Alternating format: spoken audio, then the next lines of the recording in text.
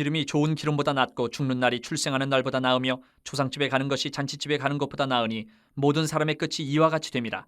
산자는 이것을 그의 마음에 둘지어다. 슬픔이 웃음보다 나음은 얼굴에 근심하는 것이 마음에 유익하기 때문이니라.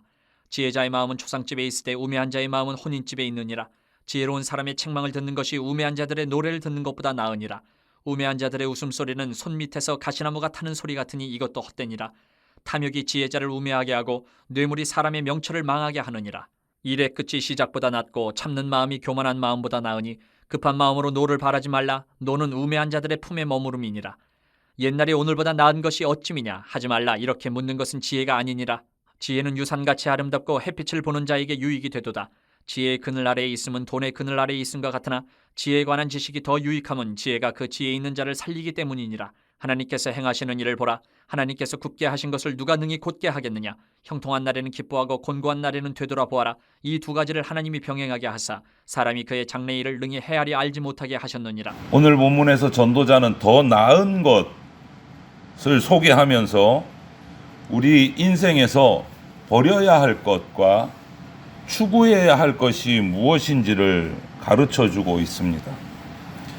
인생의 행복 그리고 허무는 버릴 것과 추구할 것을 바르게 알고 실천하는 데서 이루어질 수 있다라는 겁니다.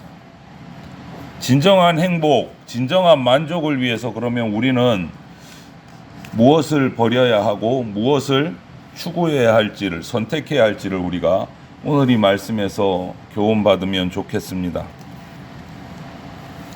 먼저 전도자는 죽는 날과 출생하는 날, 초상집과 잔치집, 슬픔과 웃음 이것을 대조를 하면서 죽음이 주는 유익을 가르쳐주고 있어요.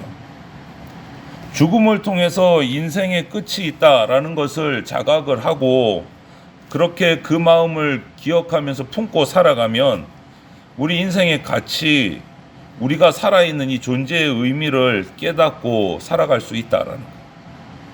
무엇보다도 죽음 너머에 있는 하나님 나라를 날마다 바라보면서 우리가 살아가면 우리 지금의 삶이 복된 삶이 되고 의미 있는 삶, 온전한 삶이 될 수 있다라고 가르쳐 주는 겁니다. 그리고 5절부터 6절을 보면 지혜자의 책망을 듣는 것이 우매한 자의 노래 듣는 것보다 낫다 이렇게 말합니다.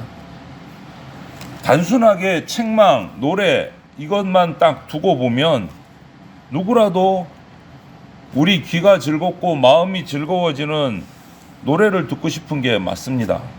하지만 그 책망을 이야기해 주는 자가 지혜로운 사람이다 라면 뼈아픈 질책이라도 그것을 우리가 수용하는 것이 우리 인생의 유익이 된다는 거예요. 중요한 것은 우매자를 멀리하고 지혜자를 가까이 하는 겁니다. 이게 여기서 말하는 것은 비록 우리가 우리 허물, 내 잘못에 대해서 지혜자의 책망이 당장은 마음이 아프고 괴롭고 하지만 그 지혜자가 주는 책망이라면 기꺼이 우리가 받아들여야 된다는 거죠. 그리고 7절에서 탐욕과 뇌물이 파놓은 함정을 주의해야 된다라고 말합니다. 아무리 지혜로운 사람이라고 해도 탐욕에 빠져들기 쉽기 때문에 조심해야 된다. 그리고 뇌물이 끌고 가는 이 힘은 너무너무 강해서 아무리 지혜자라도 거절하기가 힘들다. 그 끝이 망하는 것을 알면서도 거절하기가 정말 힘든 것이 뇌물이다 라는 거죠. 그래서 성경은 말합니다. 항상 근신하고 깨어 있어서 악은 모양이라도 버리라. 우리가 이 말씀을 잊지 말고 순종해야 됩니다. 탐욕과 뇌물을 멀리해야 된다. 데살로니가전서 5장 22절에도 얘기하고 있어요. 그리고 전도자는 또 비교하면서 일의 끝이 시작보다 중요하고 참는 마음이 교만한 마음보다 낫다. 이렇게 8절 9절에 말합니다. 정말 진정한 승리는 모든 과정을 참아내는 인내의 자세를 통해서 이루어지고 아름답게 마무리된다라는 겁니다. 오늘도 우리에게 맡겨진 하루를 그냥 정신없이 바쁘게 일에 파묻혀서 살아갈 것이 아니라 그렇게 하루를 흘려보내지 말고 온유한 마음으로 인내하면서 내일을 바라보면서 성실하게 살아가기를 바랍니다.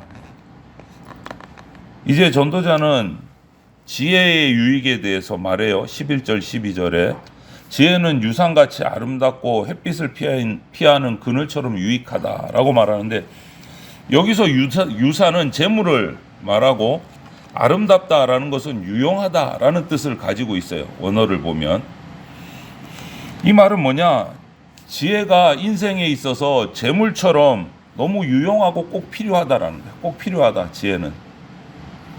단 지혜가 재물보다 나은 이유는 뭐냐, 재물은 인생에서 완전한 그늘이 될 수 없어요.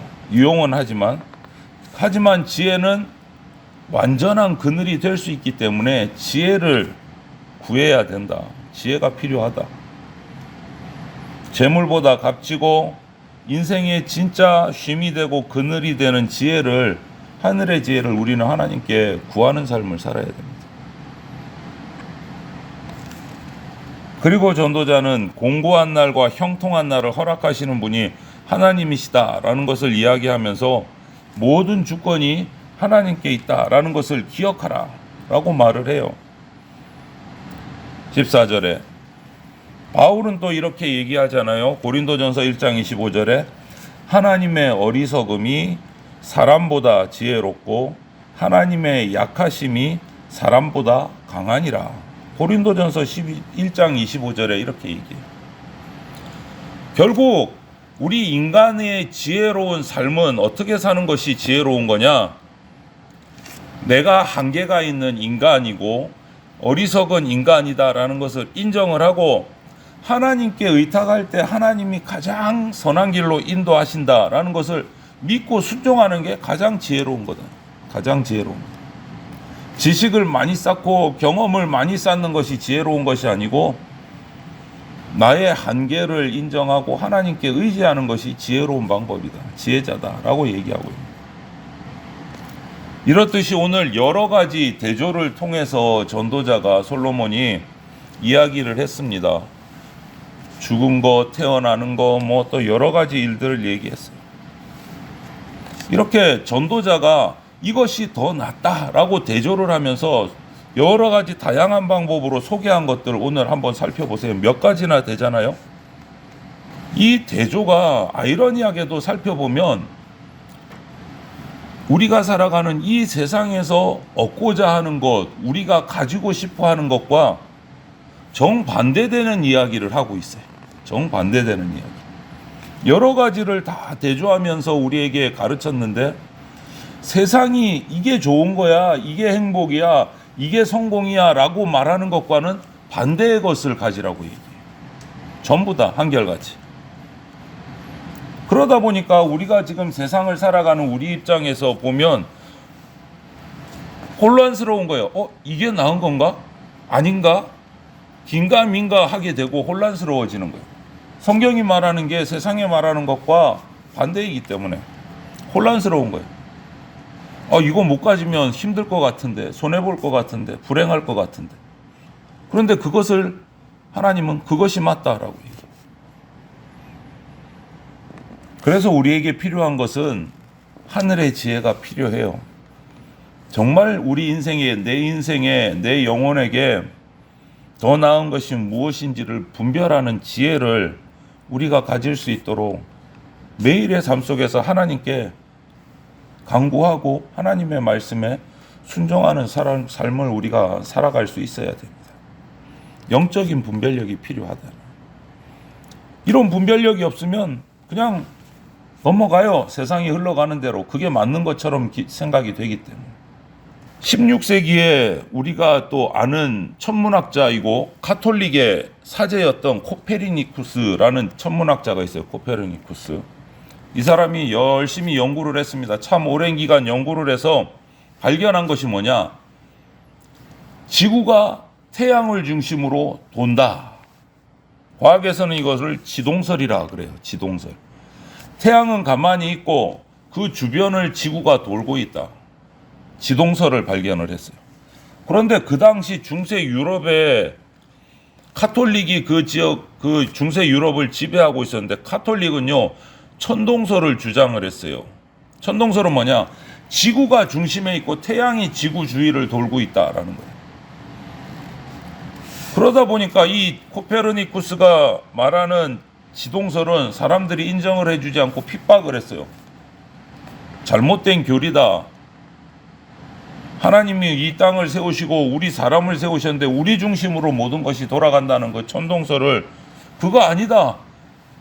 태양을 중심으로 지구가 돈다고 하니까 핍박을 받는 거예요. 또 자기도 카톨릭 교회의 사제였기 때문에 계속해서 그 주장을 할 수가 없는 거예요. 코페르니쿠스 이후에도 여러 학자들이 태양을 중심으로 지구가 돈다, 지동설을 주장했는데 카톨릭의 탄압을 이겨내기가 쉽지 않은 거예요. 이렇게 하나님이 지으신 우주에 이해하는 것을 천동설에서 지동설로 바뀌는데 참 많은 세월이 필요했습니다.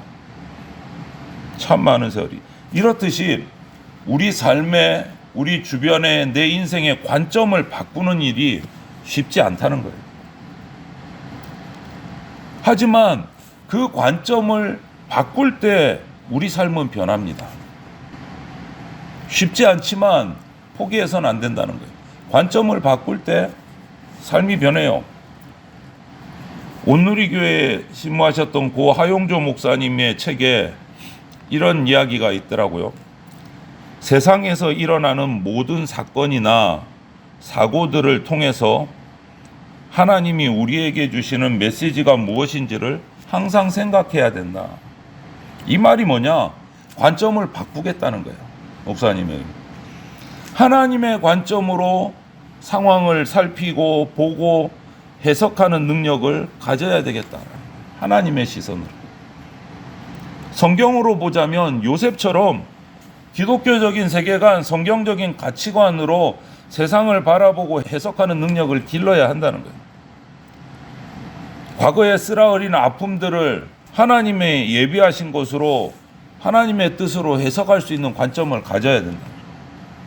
지나고 보니까 그때 하나님이 나를 이렇게 쓰시려고 이런 사람을 만나게 하셨구나. 요셉을 보세요. 형들에게 미움을 받았어요. 아무 이유 없이 팔렸어요. 형들에게 팔림, 노예로 팔려서 또 외국의 장군에게 또 노예로 팔려서 그 집에서 종로를 하다가 또 누명을 뒤집어 써서 왕의 옥에 갇혔다가 얼마나 억울하고 원통하고 괴롭겠습니까? 하나님 왜 이러십니까? 이럴 수 있는데 요셉은 하나님의 관점으로 바라봅니다. 하나님의 큰 그림은 뭡니까? 그 과정을 통해서 요셉을 이스라엘 백성들보다 먼저 애굽에서 총리가 되게 해서 이스라엘 민족을 어려운 가운데 애굽에서 나라로 키우시기 위한 하나님의 큰 그림이었어요. 큰 그림이었어요. 하나님의 관점으로 바라봐야 돼요. 그것을 노력해야 된다. 내 머리, 내 경험, 내 능력으로 바라보면 죽는 것보다 태어나는 게 좋고, 슬픔보다 웃음이 좋고, 아픔보다 노래가 좋고, 다 그게 좋아요. 우리 인간의 머리와 경험과 능력으로 보면 가난한 것보다 부자가 좋고, 우리의 능력, 머리, 경험으로 보면 이런 잘못된 선택을 할 수도 있고 하나님의 뜻이 깨달아지지도 않고 오판할 수도 있고 답이 없는 상황이 옵니다. 그런 상황 속에서 하나님의 관점으로 바라보면 답이 나온다. 우리의 관점을 바꿔야 됩니다. 전도자가 말하는 것이 바로 이거예요. 여러 가지 비교를 하고 대조를 하면서 수차례 반복해서 우리에게 오늘 가르쳐주는 말씀은 우리 인생의 관점을 바꾸라. 인간의 관점이 아니고 하나님의 관점으로 바꿔야 된다. 주님의 관점으로, 성경적인 안목으로, 기독교적인 세계관으로 우리 주변의 상황들을 살피고 내 삶을 살피고 인생을 살펴서 하나님의 뜻을 깨닫고 하나님의 뜻을 순종함으로 성공하고 승리하는 인생들이 되시기를 주님의 이름으로 축원을 드립니다. 아멘.